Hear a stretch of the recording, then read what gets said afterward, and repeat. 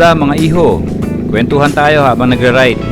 Kung naka KTM 390 Adventure ka at napanood mo na yung mga previous videos ko tungkol sa mga modification na ginawa natin dito sa motor natin at nagbabalak ka din na magkabit ng mga modification, panoorin mo muna tong video na to para malaman mo yung mga pros and cons sa pag-modify.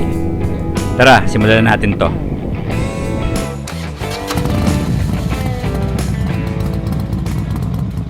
Tatlong importanteng modification performance update yung isi-share ko sa inyo ngayon. Ito yung pag-disable o pag-eliminate natin ng oxygen sensor, yung pagpalit natin ng exhaust muffler, tapos tinanggal natin yung resonator box, at tapos yung pagpalit natin ng 14 teeth front sprocket. Unahan ko na kayo ha, hindi ako expert sa motor, pero itong isi-share ko sa inyo ay based mismo sa experience ko after ko gawin yung mga modification na yan. Unahin na natin yung ginawa nating modification do sa latest video natin. Ito yung pag-disable o pag-eliminate ng oxygen sensor. Kung hindi nyo pa napapanood yung video, click nyo lang yung link sa taas. After natin mag-disable na oxygen sensor, tumakbo na siya ng around 400 plus kilometers. Mix na yun ng city ride at long ride. Ang observation ko na pinaka-advantage sa simula talaga yung cold start. Yung kahit tipong ilang araw mo na siyang hindi gamitin, pag nag-start ka, one click na. Then, pangalawa naman, feeling ko mas gumanda yung hatak niya, parang mas tumulin yung motor. Naging responsive yung throttle niya, tsaka dahil siguro hindi na naging lean yung gas natin, kaya feeling ko mas lumakas yung power. Since lumakas yung power niya, ito yung catch doon, lumakas din yung pagkonsumo ng gasolina. Alam niyo naman yung kasabihan na with great powers comes with great responsibility. Kung sa motor, with great powers comes with great gas consumption. Dati ang gas consumption natin sa city ride 26 km per liter.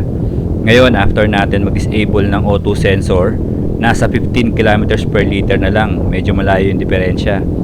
Nung nag-long ride naman kami, napansin ko dati nakaka 31 km per liter. After natin magpalit, nasa 20 km per liter na lang. Kung sa performance sa pagbabasihan, power, cold start issue, okay na okay yan. Ang major setback lang talaga ay yung gas consumption. At the end of the day, kayo pa rin yung mamimili kung ano yung gusto nyo mangyari sa motor nyo. Pero para sa akin, ang pipiliin ko ay pagiging practical dahil ginagamit ko tong motor ko as a daily driver. Sa ngayon, ibabalik ko na lang yung oxygen sensor natin. Yung next na modification na ginawa natin dito sa motor natin ay mahigit 1 year na.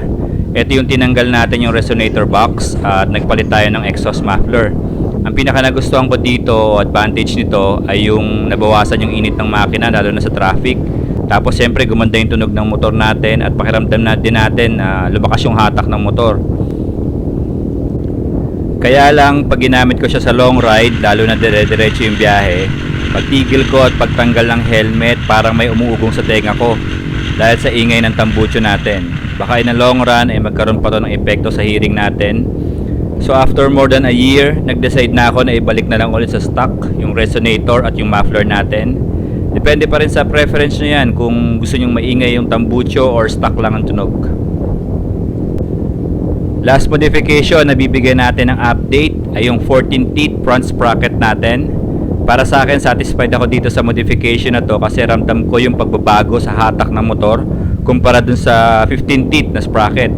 Ramdam mo na lumakas yung hatak lalo na sa lower gear, tapos hindi ka mai-intimidate kasi smooth yung takbo niya at yung transition niya from gear to gear. Okay siya gamitin lalo na sa traffic at syempre sa off-road.